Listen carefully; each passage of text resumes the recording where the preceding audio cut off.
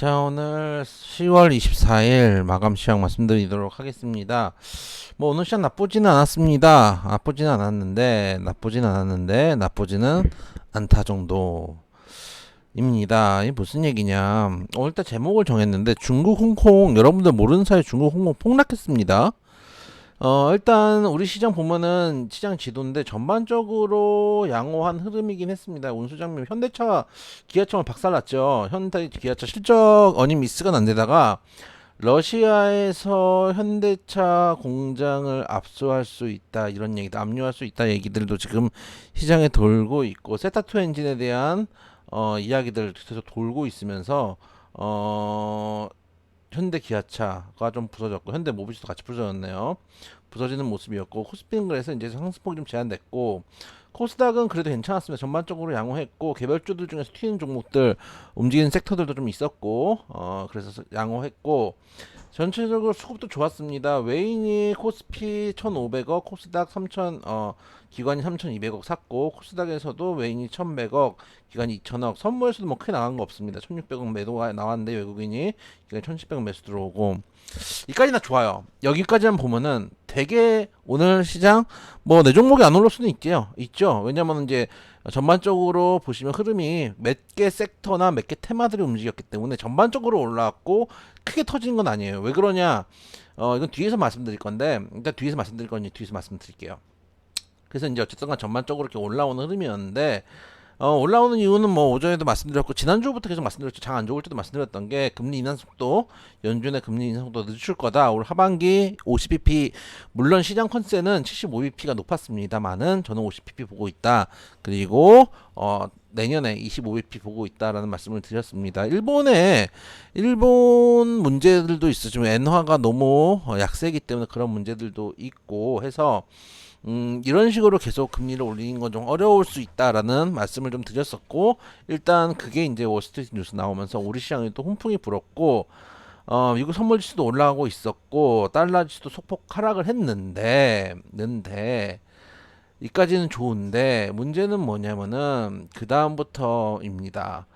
오늘 시장 상승을 반기기만 하기 힘든 게 두 가지거든요. 지금 현재 시간, 일단 상해 지수 끝났는데 상해 오늘 2% 넘게 빠졌습니다. 2.02% 빠졌고 물론 이제 그 오늘 그 중국의 경제 지표들이 나오기 시작했는데 경제 지표가 잘 나왔다. 뭐 기대보다는 잘 나왔다. 뭐 이런 얘기들이 있었습니다.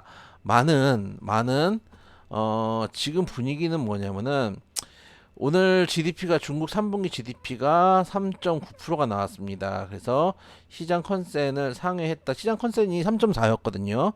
근데 이제 그럼에도 불구하고 빠진다. 안 믿는 거죠. 지난번에 한번 연기했잖아요. 이 마사지가 해서 나온 게 아닌가라는 생각이 좀 든다라고 볼 수 있고 둘째는 홍콩입니다. 항생 지수가 오늘 개박살이 났습니다. 보시면 항생이 현재 시간 열려 있는데 6% 넘게 빠졌습니다. 6.56% 찍혔어요. 엄청나게 빠진 겁니다. 빠졌고 그리고 우리 원달러 환율 보면은 원달러 환율 지금 떡상했습니다. 여러분들 좀 모르는 사람 장은 좋았는데 환율 떡상했거든요. 물론 이 환율 떡상은 엔화 때문일 수도 있습니다. 왜냐하면은 제가 오늘 아침에 말씀드렸지만은 일본이 엔화를 엄청나게 지난주 금요일날 잡았거든요. 거의 뭐 레이저 빔을 쏘면서 밑으로 내리꼽았는데 이게 한번 내리꼽아서 일단 150 밑으로는 만들었는데 만든 다음에 다시 되밀려 올라가니까 우리 환율도 같이 밀려 올라가는 부분도 있을 거예요. 그런 측면을 생각한다면은 뭐 환율이 높아지는 거는 이해할 수는 있겠죠. 그런데 상해 시장의 이 급락은 우리가 좀 볼 필요가 있다라는 생각이 좀 듭니다. 일단 여러 가지 이유가 있겠지만은 일단 아까 경제 지표 일단 못 믿겠다라는 것도 하나일 거고 1인 독재가 열렸죠. 중국에 시진핑 1인 독재가 열리면서 그 모습들에 대해서 아시아 시장이 좀 불안해하는 것 같다. 특히 상해 봉쇄의 주역이었던 리창이 차기 총리에 유력하다는 이야기, 그리고 후진타오 전 주석이 끌려나갔죠, 거의. 저도 이제 사진 봤더니 뭐 이제 그 건강 안 좋아서 나갔다라고 하지만은 그런 분위기는 아니었더라고요. 그러다 보니까 오늘 사실 우리 시장이 많이 빠졌기 때문에 올라오면은 개별 종목도 위주로 올라갈 수는 있는데, 외인 기관 수급은 양호하지만 받는 정도의 수급이었어요. 수급도 양호하고 오늘 개인이 많이 던졌죠. 양시장 따지면은 개인이 양시장 따지면은 한 8천억 던졌네요. 8천억 던져서 선물 시장에 들어온 것도 아니니까 양시장 8천억을 던졌는데, 여기서부터 좀 고민을 해봐야 될 때인 것 같아요. 어, MSCI 선진국 지수에 우리가 편입을 하려고 했잖아요. 근데 안 됐어요. 안 됐는데 지금 우리나라하고 중국하고 전부 신흥국 지수에 들어가 있거든요. 그렇기 때문에 제 생각에는 만약에 여기서 어, 그 펀드를 팔잖아요. 외국인도 외국인이 그냥 외국인이 아니라 외국 기관이거든요. 펀드를 팔 때 예를 들면 중국 안 좋고 중국의 영향권 우산에 있는 홍콩도 안 좋으니 아시아 시장에서 돈을 뺀다라는 관점으로 갈 수도 있고 혹은 어쨌든 신흥국 지수를 팔았기 때문에 신흥국 주식을 사야 되거든요. 그러니까 예를 들면 우리가 증권사에 펀드를 살 때 반도체 관련된 펀드를 사잖아요. 그러면은 사야 돼요. 뭐가 됐던가 그 비중만큼 사야 돼. 처음에 펀드를 사면 그 구성 종목을 쭉 보여줘요. 예를 들어서 돈을 얼마 넣으면은 100만 원을 넣는다 예를 들면은, 그러면 그 중에서 20%는 삼성전자, 뭐 10%는 하이닉스, 몇 프로는 쭉 이렇게 종목들 몇 시까지가 나열돼 있어요. 그러면은 이거를 프로그램으로 매수를 하는 거거든요. 그래서 신흥국 펀드에서 돈이 들어왔기 때문에 예를 들어 중국 펀드로 돈이 들어왔다. 그러면은 어쩔 수 없이 중국 펀드를 사겠지만은 신흥국 지수를 추종하는 자금이 들어왔다라고 한다면은 경우에 따라서는 우리한테는 되게 큰 기회일 수도 있습니다. 일본하고 우리나라, 일본 같은 경우 오늘 상승했거든요. 일본 같은 경우는 오늘 상승을 했는데, 물론 엔화가 지금 떡상을 하고 있는데 이미 잡아놨던 거, 여기서 엔화가 안 밀리려면은 한 번 더 레이저 빔을 쏴야 됩니다. 밑으로. 확실하게 쏴줘야 돼요. 이거 한번 더 보여줘야 됩니다. 니들 다시 또 150 위로 기어 올라오면 죽여버리겠다. 이거를 BOJ에서 다시 한번 보여줘야 될 겁니다. 아마 보여줄 겁니다. BOJ가 만만한 데는 아니거든요. 그래서 우리 환율, 그래서 이제 일본 같은 경우도 지금 오늘 시장을 보면은 꽤 견조한 흐름이었어요. 보면은 일본이 한 0.3% 정도 상승을 했네요. 그러니까 우리가 좀 많이 올라간 거죠. 우리가 그만큼 못 올라오기도 했고, 우리가 한 1.04% 올랐으니까요. 그래서 지금은 어쨌든 간 연준에 대한 리스크는 많이 줄어든 것 같아요. 줄어든 것 같고, 일단 한번 좀 나열해 볼까요? 리스크가 여러 가지 있죠. 지금 제일 큰 리스크는 연준. 이것은 인플레이션으로 인한 거. 인플레이션. 이것은 상대적으로 저는 그렇게 생각합니다. 물론 아직 제가 지난주에 봤을 때 좀 바뀌었는지 한번 볼까요? 지난주에 시장 예측 금리를 봤을 때 12월도 12월도 75bp 상승이 유력한 걸로 돼 있었는데, 지금은 어떻게 됐나 볼게요. 이게 휙휙 바뀌거든요. 음, 음, 내려왔네요. 많이 내려왔습니다. 원래는 어 제가 분명히 지난주에 보시면은 지금 425bp에서 450bp가 49.7% 제일 높잖아요. 근데 이 밑을 보면은 일주일 전 원위크 전만 해도 이 450에서 475 구간, 즉 75bp 상승이라고 했던 구간이 65%였어요. 65%였는데 지금은 46%로 떨어졌고, 원래 일주일 전에 50bp 인상이 33%의 확률이었는데 지금은 49.10%로 올라왔습니다. 그래서 아주 미세하게 50bp 상승이 지금은 조금 시장 컨셉. 그러니까 이게 계속 바뀌어요. 11월은 가까우니까 이제 금방 나온 거거든요. 올해는 11월 2일이네요. 여기 보시면 이 날짜에 연준의 페드 이제 FOMC 회의 날짜로 써 있어요. 2002년 뒤에서부터 읽는 겁니다. 미국은 아메리칸 스타일로 22년 11월 2일, 여기는 22년 12월 14일 이렇게 돼 있는데 이거는 뭐 압도적으로 92%죠. 이제 가까워졌으니까. 그래서 연준의 인플레이션 우려는 저는 어느 정도 왔다. 어느 정도 금리 인상 속도는 속도 절정을 지났다. 실제 우리가 미국 시장 주택 가격도 떨어지고 있고 좀 유가가 좀 어떻게 됐나요? 유가를 어제까지는 봤는데 제가 오늘은 유가를 잘 안 봤네요. 유가를 보면은 유가도 지금 WTI 기준으로 한 83불 정도 왔다 갔다 하네요. 브렌트 92면 크게 유가 높은 것도 아니고 지금 미국에서도 추가적으로 비축률을 풀겠다고 했기 때문에 이 연준의 리스크는 제 생각에는 어느 정도 이미 다 시장에 반영된 것 같아요. 왜냐하면 내년 지금 예상대로 저의 예상대로죠. 시장 예상이 아니라 저의 예상대로 12월에 50bp 하고 내년 이제 3월에 내년쯤에 정확하게 날짜가 내년 3월 22일이네요. 내년 1월이 먼저네요. 내년 2월이 먼저네요. 내년 2월 1일에 25bp를 하고 그 다음에 뭐 0%가 됐던 25bp라던 이제 속도를 줄여간다고 하면은 어느 정도 인플레이션의 정점을 지났다. 사실 우리가 정말 많이 빠진 겁니다. 1년 반 빠졌는데요, 거의. 그러면은 여기서 이제 터닝을 돌릴 가능성이 있다. 특히 주가는 6개월 선행이기 때문에 여기서부터 돌아갈 수도 있다라는 거는 호재라고 봅니다. 거기다가 우크라이나 그 러시아 핵 얘기를 제가 말씀드리는데 러시아 핵에 대한 우려가 저는 줄어들었다고 봅니다. 줄어들었다는 게 핵을 안 쏠 거냐? 핵을 쏠 확률은 점점 늘어나는데 전하고 다르게 줄어드는 건 뭐냐?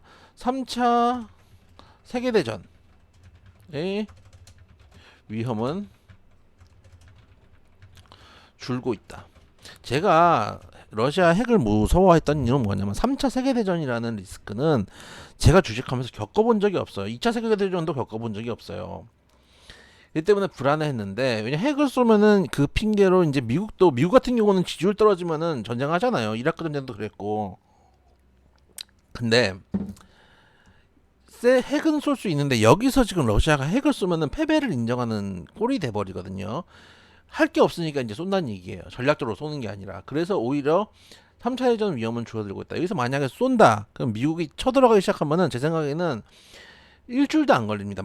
모스크바까지 가는데 일주일도 안 걸립니다. 차로 달려서 속도가 더 빠르게 날 수도 있습니다. 그렇기 때문에 이 리스크는 좀 줄어들었다라고 보고 있고 이게 지정학적 리스크, 우크라이나 지정학적 리스크가 완화된다면은 이제 우크라이나 특히 세계 최대의 곡물 생산 지역이기 때문에 인플레이션 완화 효과도 가지고 올 겁니다. 그래서 인플레이션 문제는 대충 거의 이제 막바지를 향해 가고 있다. 여기가 끝이다라고 할 수는 없겠지만 막바지를 향해 가고 있다라고 생각이 됩니다. 근데 그다음 또 중국의 문제가 이게 호재가 될지 악재가 될지 잘 모르겠어요. 중국 소비가 예를 들어서 대표적인 화장품 이런 거 있잖아요. 이런 건 악재라고 봅니다. 그러니까 중국 매출에 크게 연연하는 곳들 이런 것들은 악재일 가능성이 높은데 예를 들면은 삼성의 핸드폰 갤럭시 중국 잘 안 쓰거든요. 중국 시장이 큰 시장은 아니거든요. 그리고 현대차 이런 것도 유럽이나 미국 쪽, 북미 쪽에 조금 더 많은 비중을 두고 있지 중국에 큰 비중을 두고 있지는 않거든요. 그래서 근데 그건 이제 장기적인 이제 실적의 문제고 단기적으로 지금 리스크가 발생을 했는데 특히 상해 홍콩 지수가 뭐 저 정도까지 빠질 정도로 빠졌는데 이게 아까 말씀드렸다시피 아시아에서 자금이 빠질지 아니면 중국에서 빠질지 이 두 개의 갈림길에 있다고 생각합니다. 중국, 홍콩에서 빠져서 만약에 호재로 본다면 중국, 홍콩에서 빠져서 우리나라에 들어올 가능성이 높습니다. 우리나라와 일본 양쪽에 들어갈 가능성도 꽤 있습니다. 특히 오늘처럼 환율이 올라가는데 외인이 양시장 2,500억 정도 매수를 한 거는 긍정적으로 볼만합니다. 그리고 지금 계속 외인이 계속 이 뭐 37억 매도한 거는 거의 매도한 것도 아니고 막판에 동시효까지 집어왔기 때문에 지금 거의 연속적으로 매수를 하고 있다는 건 분명히 의미가 있거든요. 한 달 동안 좀 2조 2천억 매수를 했어요. 그리고 10월 달만 보면은 변경을 해볼게요. 10월 달만 2조 2천억이네요. 10월 달만 2조 2천억을 매수를 하고 있기 때문에 이건 분명 의미 있는 수급이다라고 볼 수가 있습니다. 그래서 그 지점을 우리가 좀 지켜보자. 라는 말씀을 좀 드리고 싶고 수급적으로도 좋고 다만 그리고 이제 저는 지금 시장에서 그 다음은 뭐냐면은 정부입니다. 정부 한국 정부 이번에 강원도 발 강원 저기 레고랜드 발 그 악재 때문에 아니 도에서 그 보증을 한 채권을 가지고 있는 회사가 부도가 날 때까지 몰아붙이면 안 되잖아요. 부도가 나니까 그 이제 금융사나 이런 데에서 이제 채권을 가지고 강원도를 갔겠죠. 그때 강원도가 못 갚는다 하고 그 채권을 갖고 있는 회사를 부도를 내요. 나중에 이거 자세하게 한번 다룰게요. 부도를 내는데 그러다 보니까 채권 시장의 신뢰 자체가 흔들리니까 갑자기 채권 가격이 급락을 하고 가격이 급락을 하니까 채권 금리가 올라가고 채권 금리가 올라가니까 회사가 자금을 조달할 수 없고 그러니까 50조가 들잖아요. 2천억짜리 2천억이면 때울 걸 지금 50조의 자금이 들어오게 만드는 거는 아무리 정치적인 이유가 있어도 이렇게 하면 안 되거든요. 그리고 지금 증안펀드 우리 기다리고 있죠. 10월 달까지 해준다고 했는데 지금 10월 24일입니다. 이거 만약 이번 달에 안 나오면은 정부 금융당국에 대한 신뢰가 사라질 수도 있습니다. 그런 것들이 아직은 도처에 깔려 있다. 그래서 지금 분위기는 제일 큰 거는 지나가고 있다. 제일 큰 거는 지나가고 있고 중국 부분. 근데 중국 부분은 이게 호재가 될지 악재가 될지 모르겠어요. 제 생각에는 호재가 될 수도 있다고 봅니다. 왜냐면 오늘만 봤을 때는 항생이 저만큼 빠지고 있고 항생이 항생이 저 정도로 6.8%입니다. 지금 현재 시점. 와, 미쳤어. 지금 항생이 지금 10% 가까이 빠지고 있는데 항생이 이만큼 빠지고 있고 중국이 2%가 빠지고 환율이 1%가 넘게 떡상을 하고 저희 고점을 노리고 있는데도 불구하고 외인이 수급이 들어왔다는 거는 우리가 좀 긍정적으로 볼 필요도 있다라고 생각이 되고 만약에 이상향에서 상승으로 탄력이 잡힌다면은 상당히 빠르게 오랜 기간 상승을 할 여지도 있습니다. 왜 그러냐? 통상 주식은 우상향이거든요. 그러니까 우리나라 같은 경우는 장기적으로 박스권을 했던 안 좋은 기억이 있으니까 자꾸 이제 주식은 사실 그때도 장기적으로 봤을 때는 천천히지만 올라가긴 올라갔어요. 천천히지만 저점과 고점을 올리긴 올렸어요. 인플레이션만으로도 올라가는 겁니다, 원래. 그런데 예를 들어서 미국 시장을 보잖아요. 우리가 어쨌든 간 지표를 보는 거는 미국 시장이니까 미국 시장을 보시면은 이건 차트 짧게 나오는구나. 미국 시장을 보시면은 장기적으로 봤을 때는 항상 시장은 우상향을 하는 게 맞습니다. 인플레이션 때문에 지금은 인플레이션이 과도하니까 금리 인상을 해서 시장에 문제가 됐지만 뭐 자주 드린 말씀입니다. 계속 물가는 올라가고 있고 물가가 올라가서 돈의 가치가 떨어지고 돈의 가치가 떨어지니까 지금의 5만 원과 10년 후에 5만 원 다르기 때문에 그 물가만큼이라도 주가는 올라가게 된단 말이에요. 이건 당연한 논리입니다. 안 그러면 실질적인 손해를 보고 있다는 거고 실질적으로 회사의 가치가 떨어지고 있다는 거니까요. 그래서 지금같이 급락이 오랫동안 나왔을 경우에는 반등할 때도 강하게 오랫동안 반등할 가능성이 높다. 근데 이제 항상 그 저가에 하락했을 때 돈이 없던 주식이 없던 분들은 상승할 때도 없죠.